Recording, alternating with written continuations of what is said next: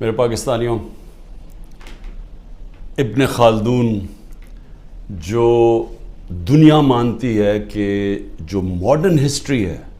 جو جس طرح ماڈرن تاریخ لکھی گئی، اس کو باپ مانتے ہیں کہ وہ سب سے پہلے اس نے تاریخ کو صحیح معنی میں لکھنا شروع کیا۔ تو ابن خلدون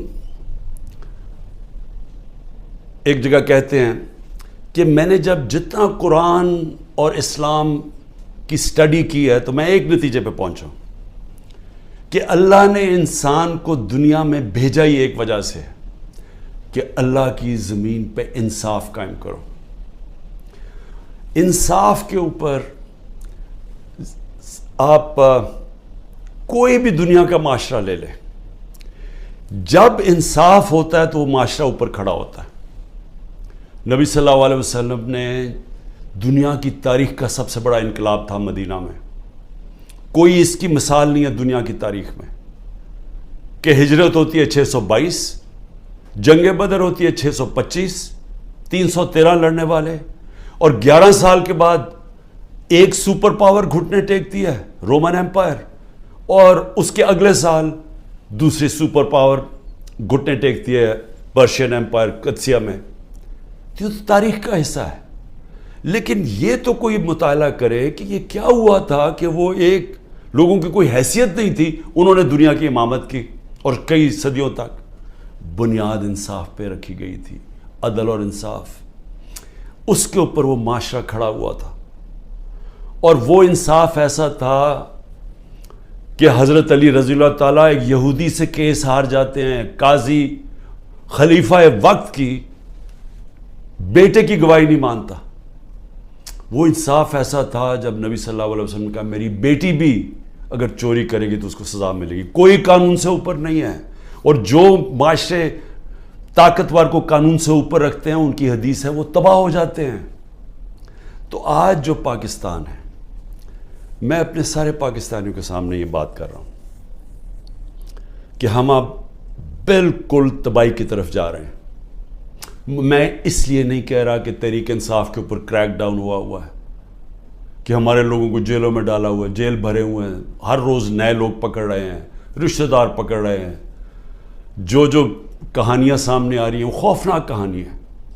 کبھی پاکستان کی تاریخ میں اس طرح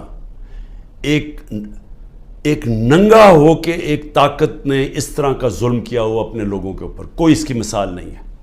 میں مشرف کے مارشل لاء میں اپوزیشن میں تھا، میں نے کبھی اس طرح کا ظلم نہیں دیکھا۔ تو یہ جو انصاف کی دھجیاں اڑائی گئی ہیں اور یہ طاقت کی حکمرانی، جنگل کا قانون قائم کیا گیا، میں سب سے پہلے 2-3 چیزیں کہنا چاہتا ہوں، اور میں پھر اپنی ساری قوم کو یہ بتانا چاہتا ہوں کہ ہم جا کدھر رہے ہیں۔ یعنی کوئی چلیں یہ سب کچھ کر رہے ہیں تو کوئی روڈ میپ ہوگا نا کہ ہم اس سے نکل کے تو خوشحال ہو جائیں گے، کیونکہ اس وقت پاکستانی، میں ابھی آپ کو پھر سے بتاؤں گا کہ ہمارے ملک کے معاشی حالات کیا ہیں۔ تو جس طرح ملک معاشی طور پہ تباہی کی طرف جا رہا ہے تو کوئی تو روڈ میپ ہوگا نا کہ یہ جو ظلم کیا جا رہا ہے، یہ جو پوری جماعت کو ختم کرنے کی کوشش کی جا رہی ہے، کہ اس کا کوئی ملک کو تو کوئی فائدہ ہو نا۔ تو میں سب سے پہلے میں یہ چیزیں اس لیے کہنا چاہتا ہوں کہ میں یہ کبھی یہ سوچتا نہیں تھا کہ میرے ملک میں اس طرح کی چیزیں ہوں گی۔ جیسی بھی حکومتیں آئی ہیں، ایوب خان کا مارشل لاء آیا، ضیاء الحق کا آیا، سنا بڑا پیپلز پارٹی پہ سخت مارشل لاء تھا، لیکن جو پیپلز پارٹی کے معراج محمد خان تھے وہ مجھے بتاتے تھے، کیونکہ وہ ہماری جماعت میں ایک وقت پہ ہم نے ان کو سیکرٹری جنرل بنایا تھا، تو وہ مجھے بتایا کرتے تھے کہ ضیاء الحق کے زمانے میں کیا تھا، اور مشرف کا میں آپ کو خود بتا دیا، کبھی اس طرح کا ظلم نہیں ہوا۔ سب سے پہلے تو خواتین کے اوپر کبھی ایسا ظلم نہیں ہوا، کبھی چادر اور چار دیواری کو اس طرح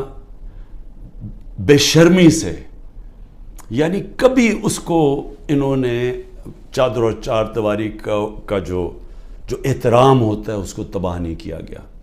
عورتوں کے اوپر ہی میں کبھی اپنی زندگی میں نے نہیں دیکھا کہ ہمارے ملک میں عورتوں سے یہ برتاؤ کیا جو کیا جا رہا ہے آج، صرف اس لیے کہ وہ وہ یہی نہیں تحریک انصاف کی کوئی ممبرز ہوں یا کوئی آفس بیرر ہو، جو ٹویٹ بھی کرتی ہیں، جو حمایتی بھی ہیں، جو ووٹر بھی ہیں، ان کا بھی پتہ چلتا ہے، ان کو پکڑ لیتے ہیں۔ تو ایک اسلم اقبال نے ایک لیٹر لکھا ہے، یہ جو سی سی پی او ہے